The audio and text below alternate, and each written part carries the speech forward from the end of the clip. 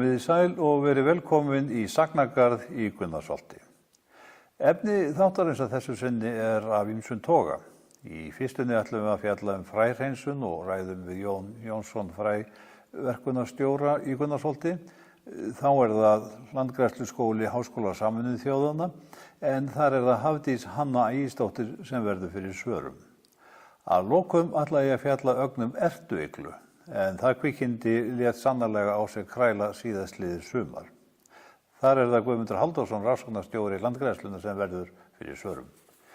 En fyrst þetta fræverkunin og það Jón Jónsson, fræverkunarstjóri sem að tekur við og segir okkur frá. Það 8,5 tonn cirka af túnvingli sem eigum hreinsaðan túnvingur.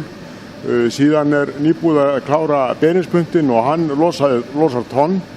Og við erum byrjað á melgressi núna og það verður á bilinu svona 8 til 10 tonn af hreinsuðu melgressi. Hvað segir mér gæði hráefnisins núna? Það mjög gott. Ég búinn að vera hérna síðan 2009 og þetta lang besta fræ sem ég hef síðan hér inni. Og hvað gerir þú hérna? Þú færð fræið til þín sem sagt og hvað gerist svo? Hérna það hreinsað og flokkað. Það tekið úr því það léttasta og hismi og nakið fræ og rusl. Þetta fer allt saman sitt í hvern pokan og út kemur bara svona nokkurn með sama stærð af öllu, bara þungt og gott fræ. Og þetta allt saman rannsakað á rannsóknarstofu ekki sett áður en það notað? Jú, þetta fer í hérna svokallaða tekin af svona svokölluð 1000 kornavikt. Þá verður talið 1000 fræ og þau viktuð og síðan hérna spírunarprófað allt saman. Allt fer allt í spírunarpróf. Hvernig svo gengið frá þessu öllu saman? Settur í poka, mismunandi poka eða hvað? Já, þetta allt saman sekkjað í mismunandi þyngdir eftir tegundum og það fer allt saman í húðun fyrst áður en það fer svo út í sáningu. Húðunin skiptir gríðarlega miklu máli, það ekki svo? Jó, hún hjálpar gríðarlega. Hún hérna þyngir fræið svona 3 til 3,5 og hún hjálpar því þannig að hún bindur í sér raka og hjálpar því þannig í jarðveginum og gerir það þannig að þú getur blandað þessu í kastreifara saman við áburð og dreift öllu í einni ferð. Þannig ég mynda mér að þegar þessi húðun kom til söguna þá hafi það verið bylting fyrir þessa starfsemi. Já, alveg sérstaklega meðan að flugvélin var notuð því að þetta það þungt og þetta fór þá nokkurn veginn þar sem það átti að fara. En vélbúnaðurinn sem þú nota til þess að þurrka og hreinsa, hvaðan kemur hann? Þetta heitir Vestrup og kemur frá Danmörku og hérna þessi vél svona talsvert komin til ára sinna en það fæst allt í þessi vél en þá og síðast í fyrra keyptum við hennan í Sigti. Þannig mikilvægi þessara starfsemi mikil? Já, við náttúrulega erum að spara okkur gríðarlega gerðir með því að framleiða fræið sjálfur og hérna síðan benda rannsóknir til þess að fræ sem ræktað hér upp á Íslandi að það sé að gera sig miklu betur heldur en innflutt fræ. Þannig að ég heyrði einhvern tíðan segja það að þú hvettir til þess að við gerðum meira af því að ná okkur í fræ á haustin. Já, það mín skoðun að við eigum að bæta verulega í frærækt. Í síðustu viku var verið að húða fræ í frægarði í Gunnarsholti og hér Jón við stóra tromlu en inn í henni veltur fræi fram og tilbaka og húðinni úðað á það. Hér búið að hreinsa burt alla aðskotahluti svo sem strá, laufblöð og annað og aðskotafræ, það fræ af öðrum plöntutegundum en verið að vinna með. Þetta full húðaður og frágenginn túnvingull og hérna hann búinn að fjórfalda þyngd sína. Og þetta farið þá í gegnum vélasamstæðu sem gerir hvað? Hún setur utan á þetta sérstök steinefni sem að gera þessa húðun. Það basalt og kalk og perlít, það svona nokkurs konar kísilgúr. En það sem þú heldur á hérna, það sem sagt alveg fullbúið til að fara með út á akkurinn og sá því?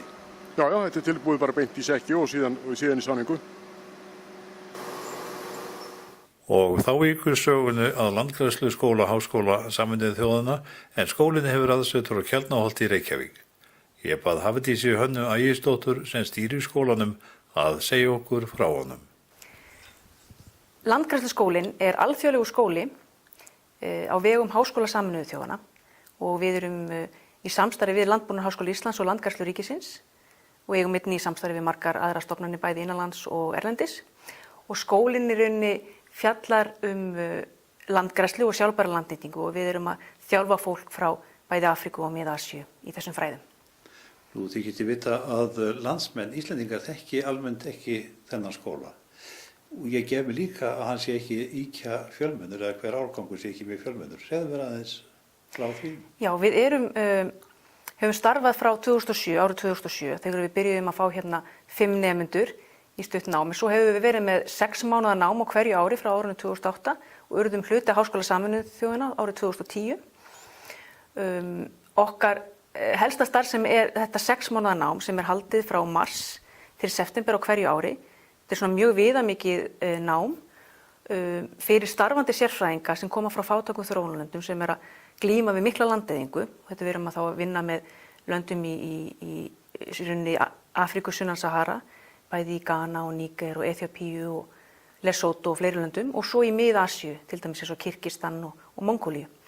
Við erum núna að þjálfa á hverju ári svona 11 til 14 manns. En það eru hins vegar líka aðrir skólar á vegum Háskóla Sameinuðu þjóðanna starfræktir á Íslandi og samanlagt þetta 4 skólar og þá eru talan orðin töluvert hærri.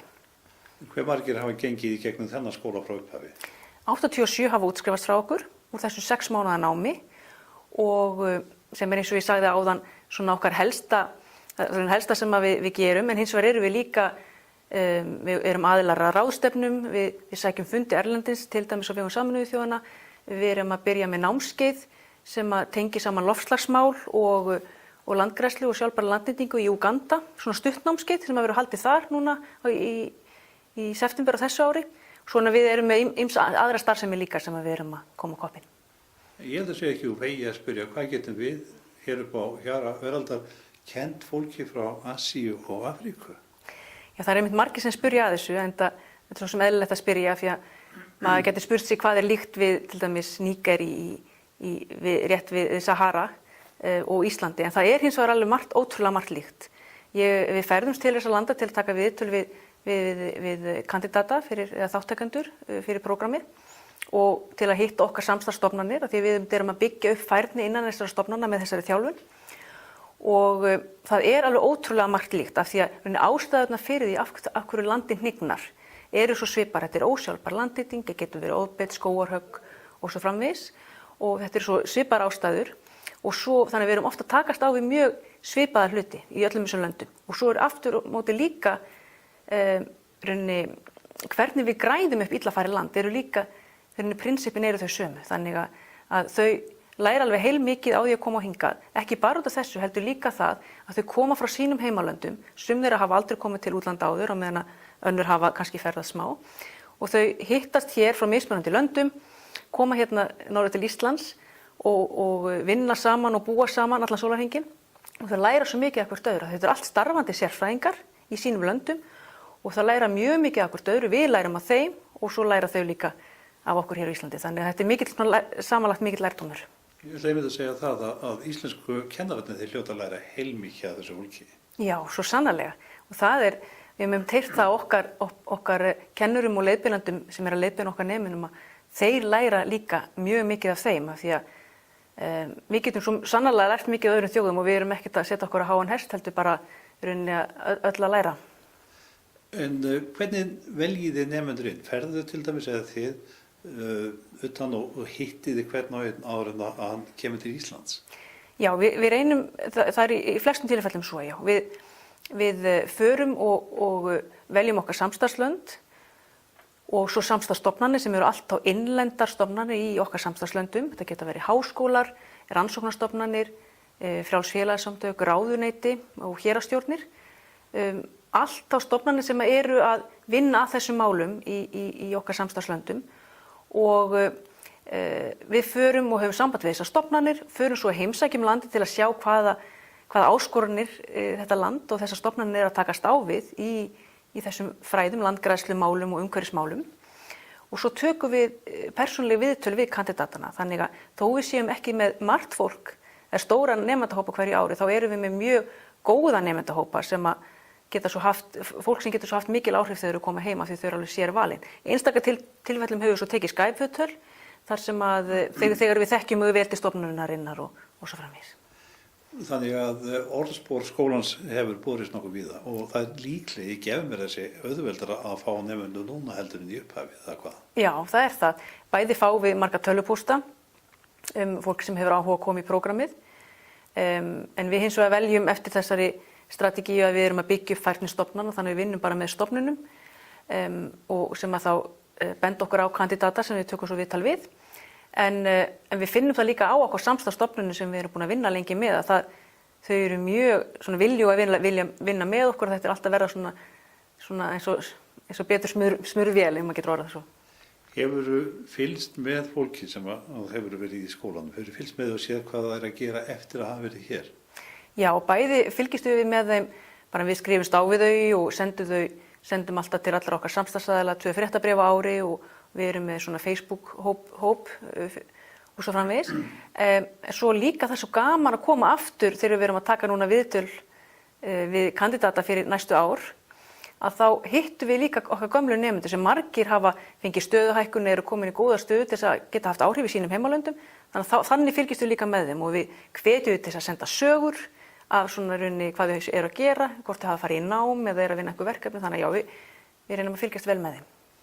En nú er þetta fólk hérna hjá okkur í allmarga mánuði.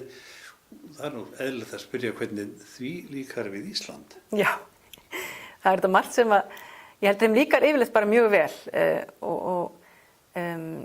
það er ekki annað sem við höfum heyrt, en auðvitað er margt sem að þeim finnst skrítið, þeim finnst þeim fátt fólk á götunum, sérstaklega Afríkubúunum, þar sem eru vanir miklu lífi út á götum, þannig að þeim finnst svona, og fólk talar ekki mikið í strætó og svona fólk Íslendingar, en þeim líka bara mjög vel, þannig að það er margt, það er margt sem að kemur þeim svona sérkennilega fyrir sjónu hins vegar, svona sérstaklega í byrjun.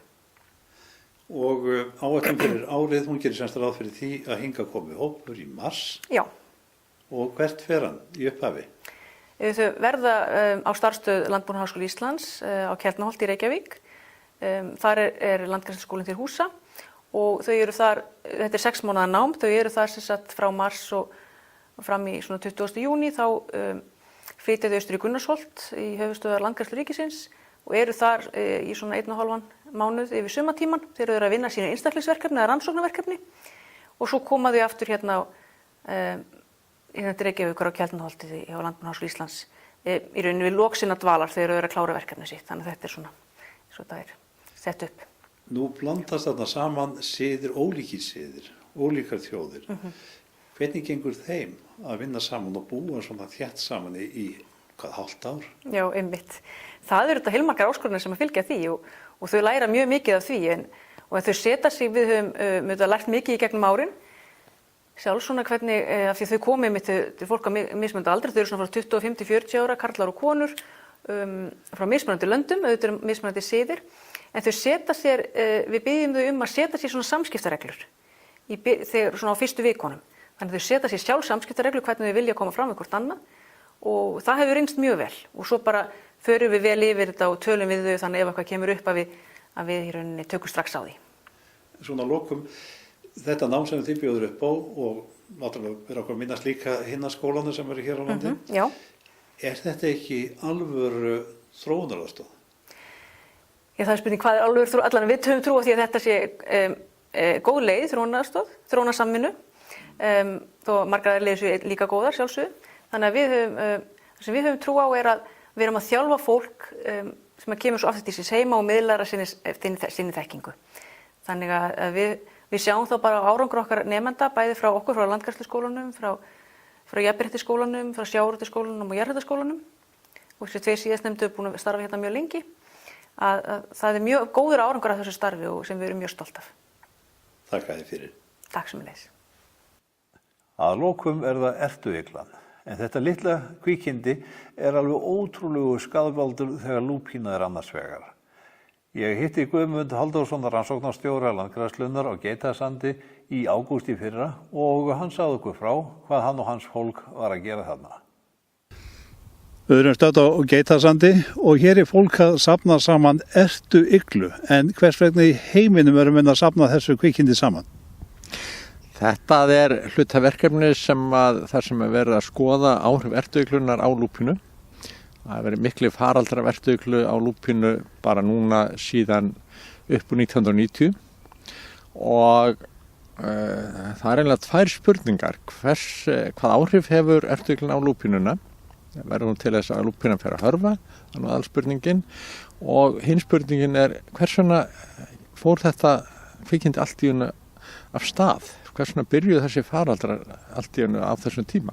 Fyrir þann tíma, fyrir 1990, það er engir þekktir faraldrar af ertuiglu en síðan fyrsti faraldurinn þekkti 91, svo frá 93 má heita að verið stóri faraldrar hver einast ári, mjög stóri, það er ná yfir 1000 hektara. Þannig að það er að höggva skörð í lúpínuna? Það gera það. Það er að lúpínan maður sér á haustin þar sem er faraldur, það er nánast lúpínan algjörlega étin. Það er allt laufhorfið. Og má ætla að þetta kvikindi hafi flutt til landsins upp úr 90? Nei, hún er mjög gömul, búin að vera hérna mjög lengi. Þannig er innland tegund að fara á innflutta tegund sem er óvenjulegt. Það er þarna að eins og við skoðum skógatrén sem er fluttið til landsins, sitkagrenni, alaskaösp, innlendu skordýrategundirnar éta þær ekki, það eru innfluttategundir. Þetta er aldrei sérstakt. Og hvað ætlið þið svo að gera við þær iglur sem þið safnið saman hérna?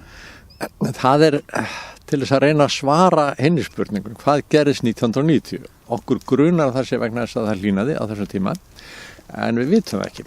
Og við erum í raun og veru að skoða lífsferilinn með því að safna með jöfnum millibili við sumarið. Þá getur maður séð hvernig þyngist lirfan, hvernig tengist það veðurfarinu sem er núna. Við gerum þetta á fleiri en einu stað á landinu. Við erum búin að gera þetta núna þriðja sumarið í röð og þá getum við nota þau gögn til þess að sjá hvað þarf sumarið að vera hlýtt til þess að hún klári sér almennilega haustin. Því að ef lirfurnar klára sig ekki á haustinu, þá er annarkvort að þær einfaldlega drepast áður en veturinn byrjar, eða að þær púpa sig en þá púpa hann lítil og hún har minni lífslíkur yfir veturinn og það er þetta sem hann skoða. Getur verið að sumrin áður fyrir að vera það köld að þessi tegund hafa átt erfitt með að klára sig hér. Hvenær má reikna með að niðurstöður fáist? Þetta er hluti af doktorsverkefni, þetta er doktorsverkefni Brynju Hrafnkelsdóttur í Landbúnaðarháskóla Íslands og hún ætlar að verja sína doktorsritgerð á næsta ári og þetta er svona það síðasta, hún er að safna núna á öðrum stað á landinu og svo bara setur hún og skrifar og niðurstöður kom næsta ári.